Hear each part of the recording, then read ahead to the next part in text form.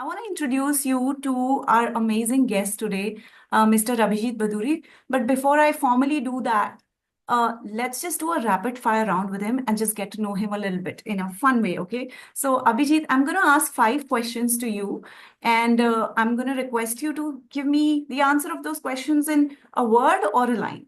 Are you ready? But it's very hard to expect somebody who's a facilitator to respond in one word or one line. But I will try. Thank you. Thank you. So my first question is, uh, what's a memorable compliment or an appreciation that you received? Well, it's somebody who says that the work that you did with them impacted them in their career. That's precious. Wow, that's powerful, Abhijit. All right. My second question is a personal habit that has helped you in your career and your life. I read and take notes in pretty much anything that I do, so I'm a compulsive note taker. So I have like diaries full of things, and so it's always full of these uh, Wow. drawings and read. So whatever I read and write, it's always there. So I can refer back to it. I can vouch for that, I think, and not just in forms of words, but also visual notes. I think you're pretty amazing Yes. at that. I follow your newsletter. All right, my third question. How would you describe your approach to learning and talent management in a word or a lines? I know that's very difficult, but It's a field that's been evolving. So, I think my views on that have also evolved. I'll probably get a chance to talk about some of that, but it's evolved a lot from where I started. all right. About AI, we can't not talk about it, right? How do you see AI's role in learning and skilling? It's this is going to be like electricity, so it's going to be everywhere. Right now, as it is in the early stages, we can see it. Eventually, it'll become invisible because it'll be everywhere. So we will stop paying attention to it.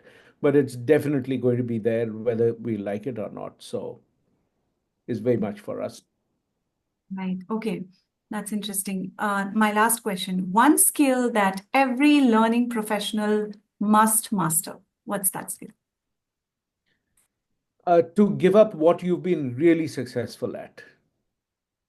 Wow. Okay, that's powerful. I have so many follow-up questions on all of those questions, but I will control my urge to get deeper into this. There's so many other questions that we've received, Abhijit, from our members before we sort of announce that you're coming. There are members waiting to consult with you on their organizational challenges and many more questions that the people here attending this may have.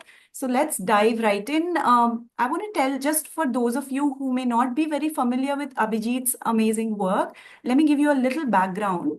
Abhijit Bhaduri is a global name in talent, career, and organizational culture. From leading learning and talent strategies at Microsoft as a partner to being Wipro's first chief learning officer, he shaped people practices across giants like PepsiCo, Colgate, Tata Steel. He teaches at University of Pennsylvania, coaches top leaders across the globe, and he's published articles in Harvard Business Review as well as Wall Street Journal.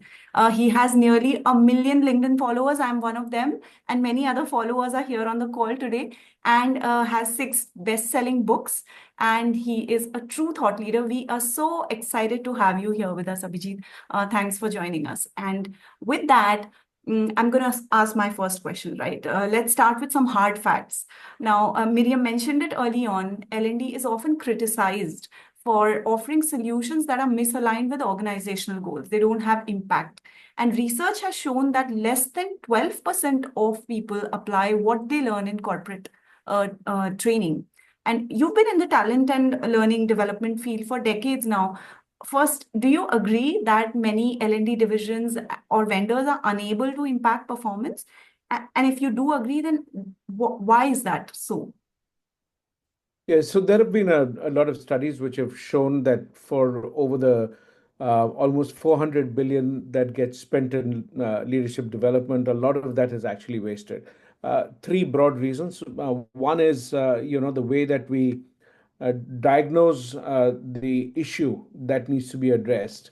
That is often wrong. That's the first part of it. So uh, I would look at the whole notion of learning and development pretty much like you have a problem, you go to the doctor, and the most important piece is the diagnosis. If you have a headache and the doctor starts checking your wisdom teeth, there's a problem. So I think that's the first part of what goes wrong. Wrong diagnosis. Second is, when you sort of really are trying to address the solution. The solution itself needs to be differentiated between what can be addressed, let's say, through inside the classroom, what can be done before the workshop, what can be done after the classroom experience, and if it is at all a classroom experience that is required or not, what can be done through a community. There are, literally hundreds of ways in which something could be addressed. We very often stick to doing a workshop of pretty much anything and everything. I think that's the root of the issue. So one size fits all kind of a mindset is the genesis of why it goes wrong. Thank you so much, and resonated very deeply.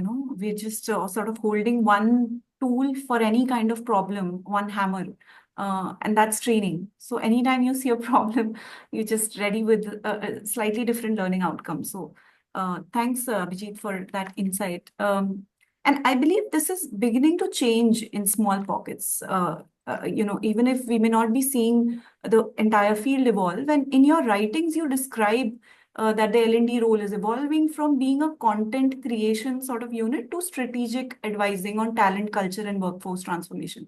So, could you share examples of what this new role, this new practice looks like? And also, what does it take to perform these roles? So, what are the new skills that we as learning professionals need to have to take on these roles?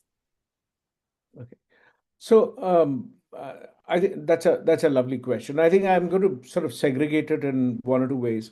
One is to be able to say that I think, to be able to be effective, you need to be able to actually start looking at the way that we leverage data for diagnosis and couple it with qualitative, insights. So I think most of the times what happens is we tend to do one and not the other. So for example, you would do, you would do the data and not the insight. So then data is always of the past. So you kind of, let's say, if you're looking at attrition and you kind of say that, okay, we are losing so many people, we need to address that. And how do you do it? You are talking to, let's say, the employees who are leaving. You may discover that the managers need training, yeah, in terms of the way that they give feedback, the way that they coach the teams, etc., all of that. Now, the way to do that, how much of that can be done in a classroom, how much of that can be done together, how much of that can be done through reading, how much of that can be done through incentives. There are like hundreds of options that can be used. Very often the tendency is to use just a workshop. I think it's overused because not everything can be done and addressed inside a classroom setting. But when you are also looking at, as you're looking at options, it's what you do before, during, and after that engagement. How much of that can be done by you? What can be done by the participant? What can be done by the managers of those people? What can be done by the team? What can be done in the organization? To be able to look at that entire spread. So, you said on barely 12% of something gets applied. The reason for that is that, we don't know how we are going to see visible improvement. By that, I don't necessarily mean only quantitative things, because qualitative work is just as important. So how do you make that change?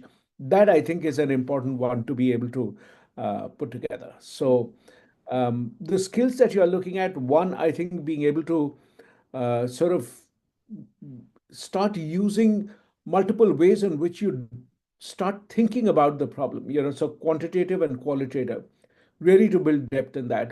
I have, in the recent times, in my LinkedIn newsletter, last couple of things that I have written have all been around the use of anthropology, the use of neuroscience, the use of org psychology.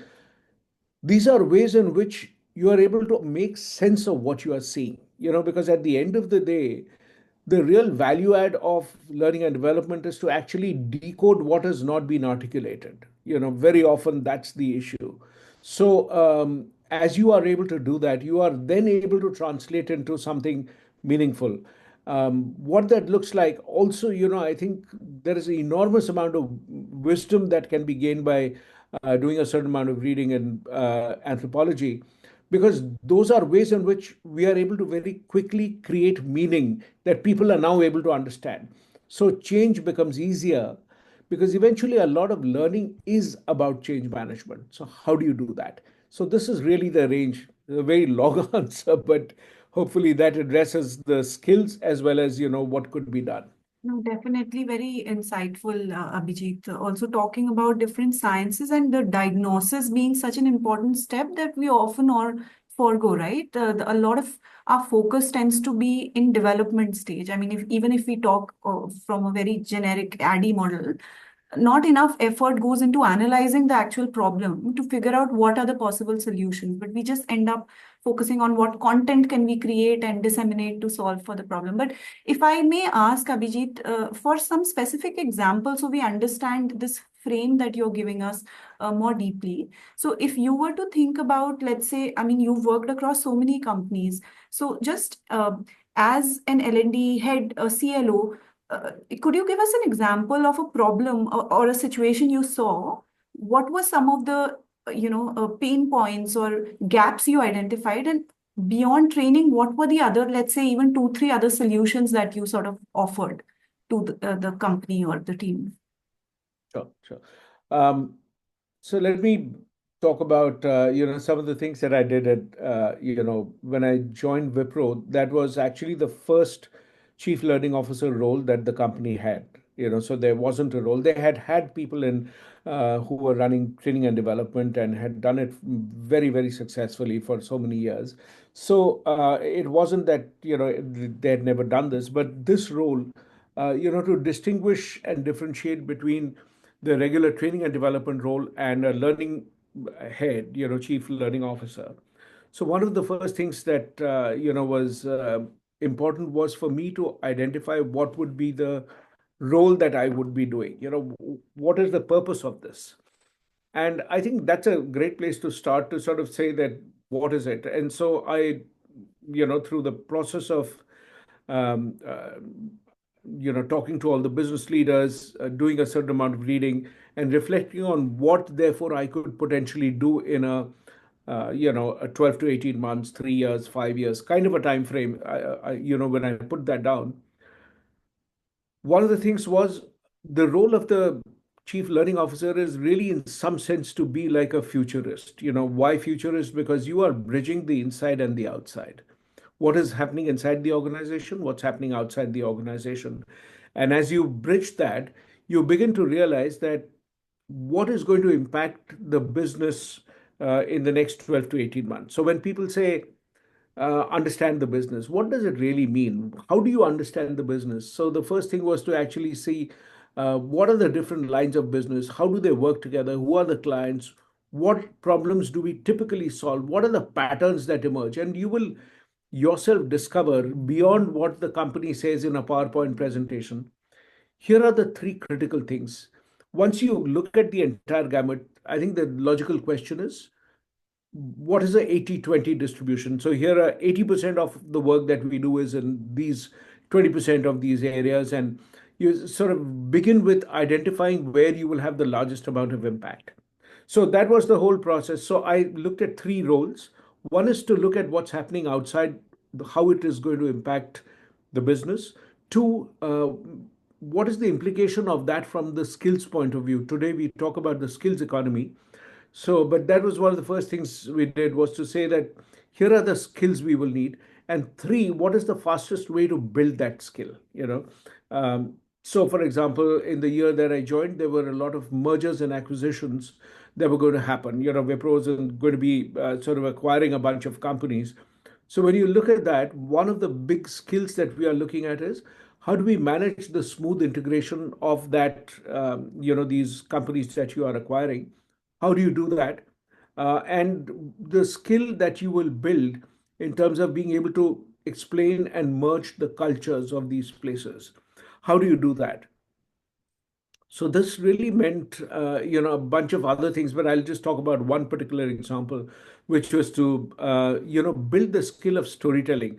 Mind you, we are talking of 2009, where, storytelling at that point of time, 16 years back, was not such a commonplace term. In fact, the first thing that happened was when you talked about storytelling, people said, this is a business setup, and, we are not writing fiction, so this has nothing to do with our work. To be able to actually explain why that matters so much, as you're integrating cultures. So once we were able to do that, we actually took a group of the very critical leaders. We took them to, we had gone to Jaipur Lit Fest. And the whole process of taking them there was to actually immerse them in the world of a story and storytellers. So as you understand fiction, as you understand non-fiction, what's the difference? And each day we would actually decode, what did you learn, what could you apply, what could you learn, what could you apply. So pretty much they would do their own discovery. They would share it in their groups.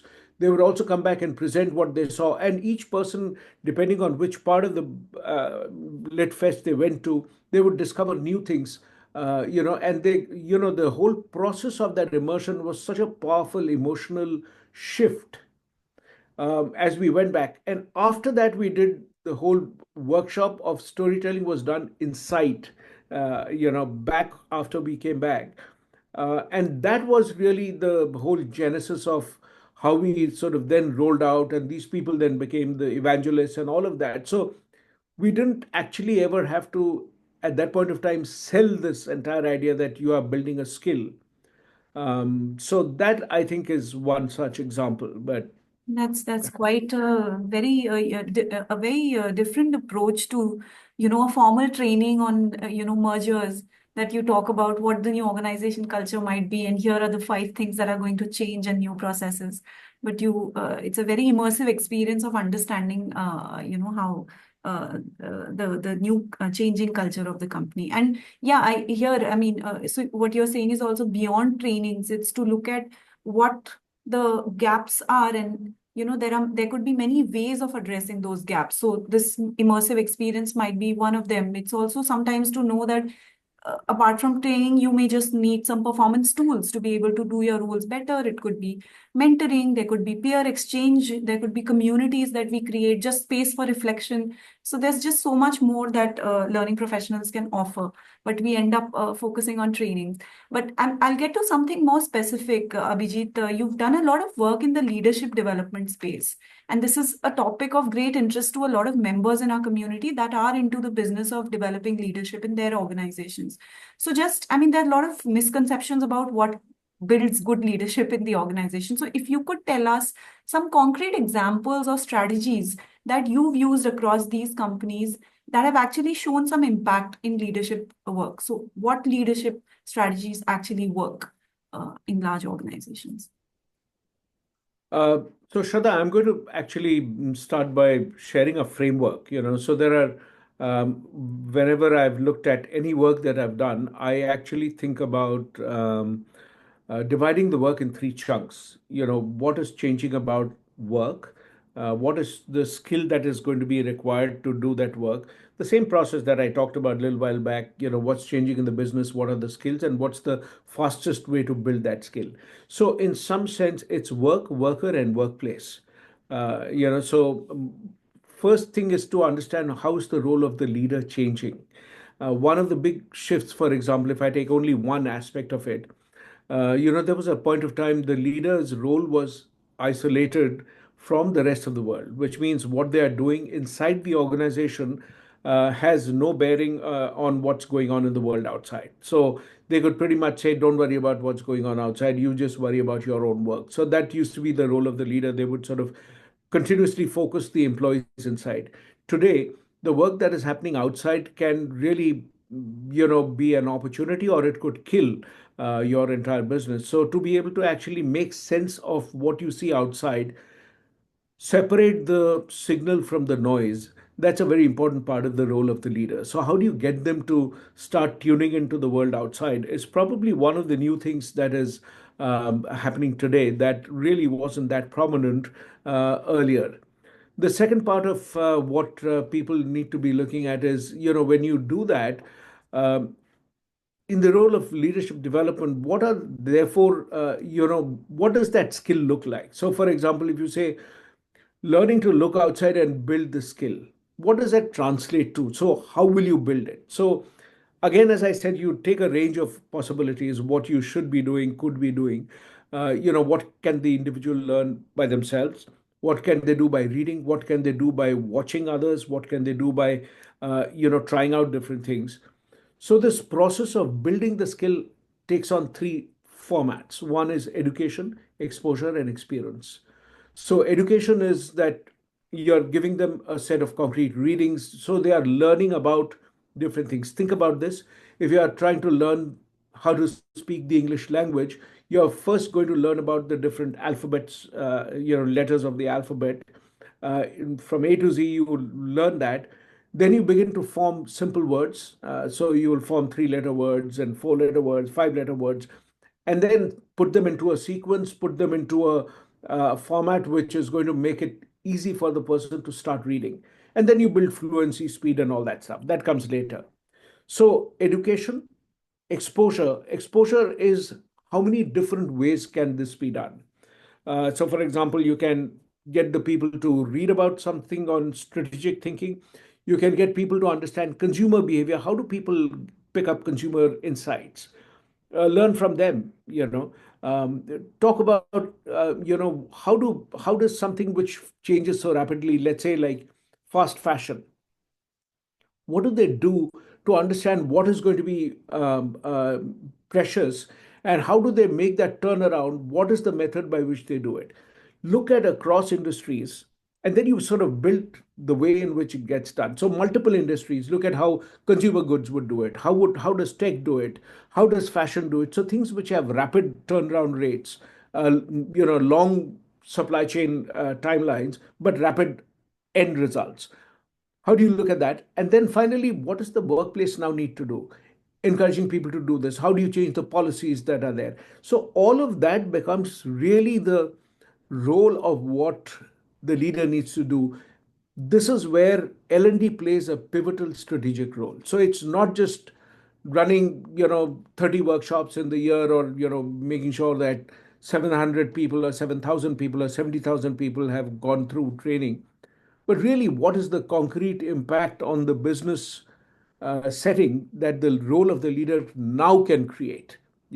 So when the leader is able to tune in outside, they actually start responding very differently inside the organization as well. So that's really how I would sort of very briefly describe So this. just to understand, Abhijit, I mean, I love the idea of, leadership, not thinking about leadership as an inward focusing thing, but a leader is someone who's able to align the outside with the inside. And so you spoke about education, exposure, and experience, right? So Experience is when you're trying it out yourself and right. you're sort of Experiment. Right, right. So we are saying that as L&D professionals, I mean, our role should be to enable the leader to have all of that. So they should be able to get the right education, which means learning experiences, and then get the right exposure and then be able to experiment.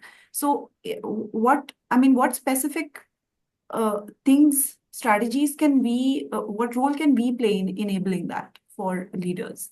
all of this.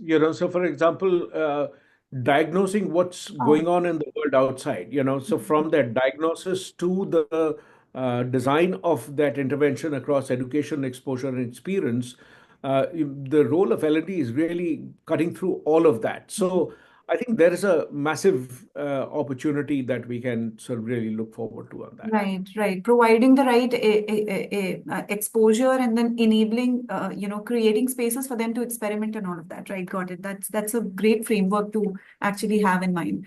There's already questions popping up about AI, so we are getting to that. And so let's talk about AI. It's opened up new frontiers in learning. We want to know from you, Abhijit, what are some of the practical, resource-efficient ways L&D functions can leverage AI to deliver real impact. So, just in your knowledge, your suggestions or also your observations of how L&D is leveraging AI.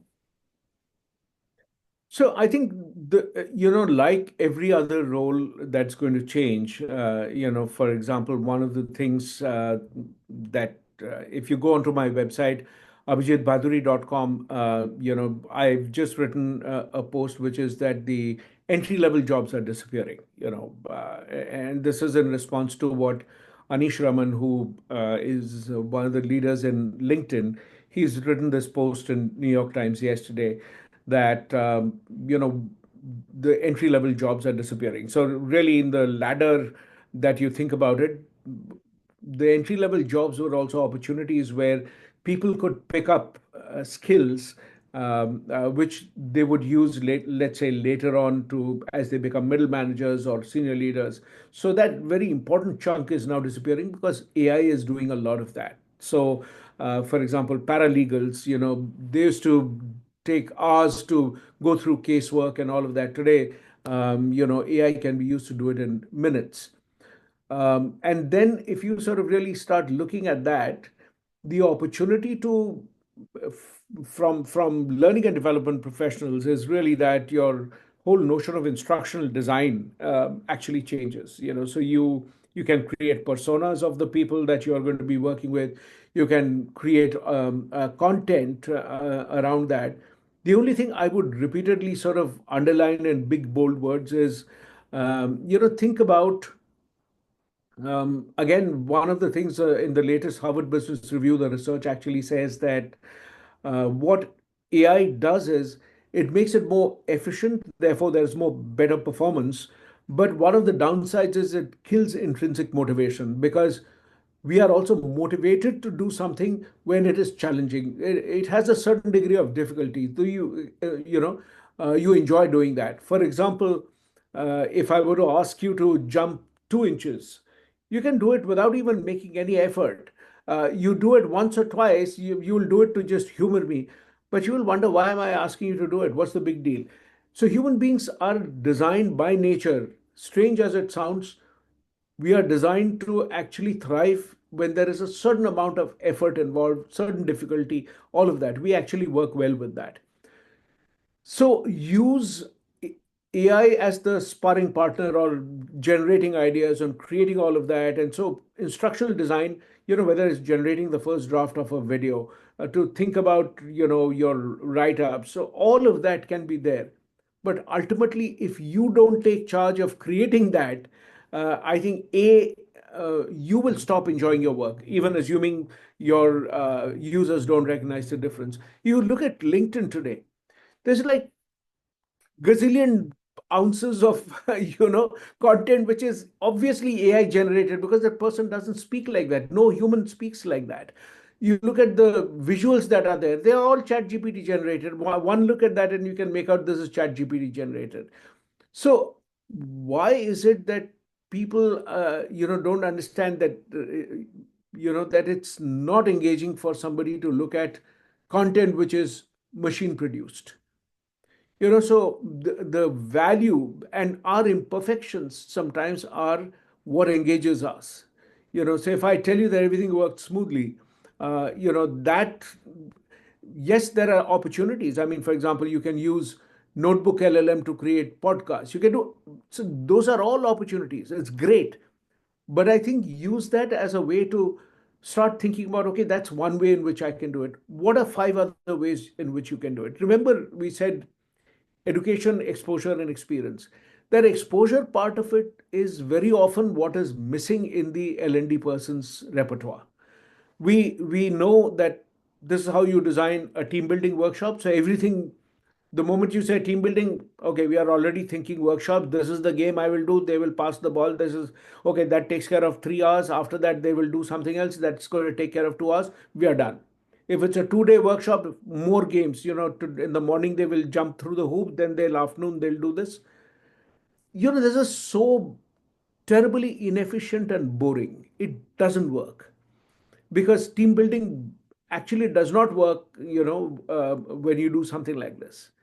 However, there is a great value in getting the people together for a team building thing. So those are things that you have to think about, multiple ways in which you can achieve the same outcome without deciding that that's the only thing.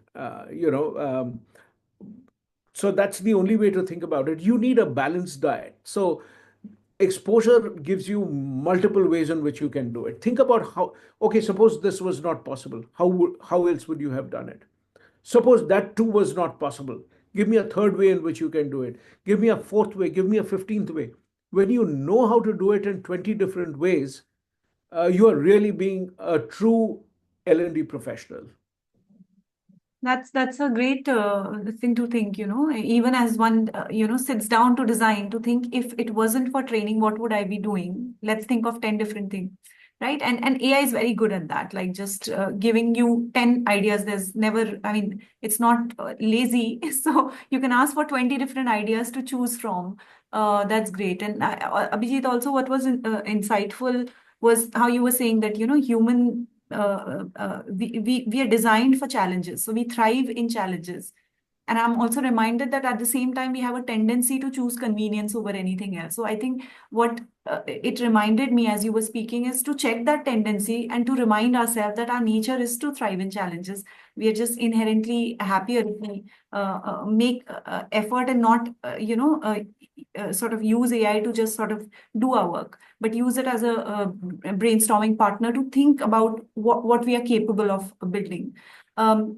I'm going to pause with my questions. I had another one, but I know that there are some people here who've just come to sort of, use this opportunity to get some advice from you, Abhijit, on their organizational challenges. So I'm going to invite Sheetal. You're here.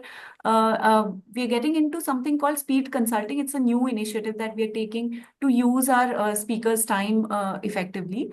So Okay. Sheetal and Joel, you'll be sharing your real life, real organizational challenges.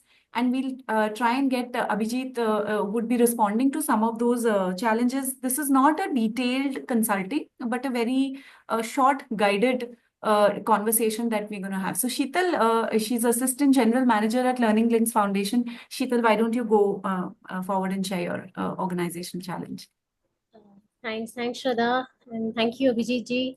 I just want to ask if Deepti is here, if she can ask.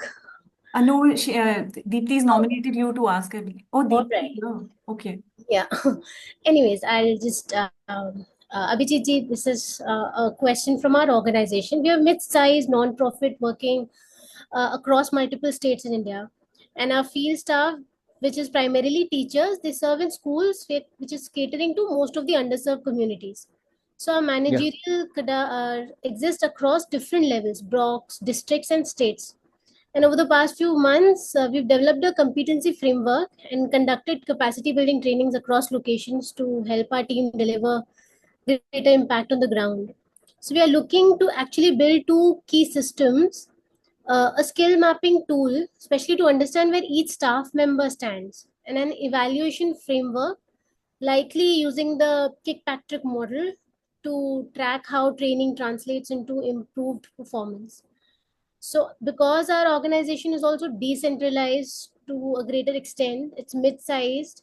What could be some effective strategies to evaluate L&D outcomes, especially to track real changes in behavior and performance after we've trained our team?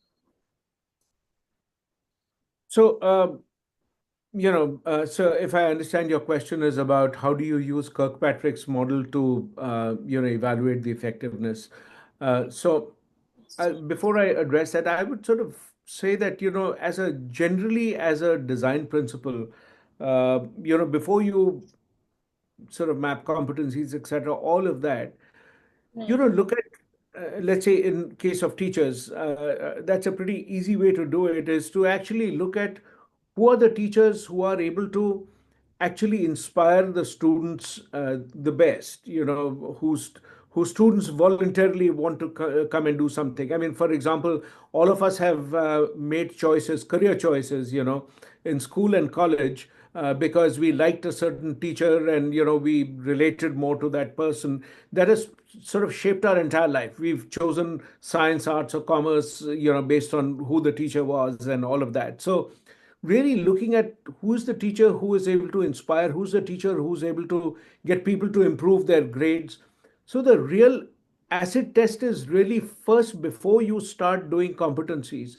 Really start to look at what does good look like. What is that perfect teacher who is able to inspire and who's able to get people to somebody who's a poor student, for teachers, one of the yardsticks I would use is somebody who can create a 2 sigma shift, which is somebody who's getting, let's say, instead of ABCD grades, somebody who's getting a C now starts to get an A. How many such shifts are they able to create? So that's really the yardstick of. It's the same for a manager. It's the same for a teacher. So what does a perfect person look like? And then you sort of really decode that and really study that person through quantitative and qualitative measures to see what does that person do which is different. How do they prepare? How do they engage with the students? How do they engage with the students outside? What do they do by way of follow up? How do they grade? What is their method? So just study the person like you study a lab animal. It's just really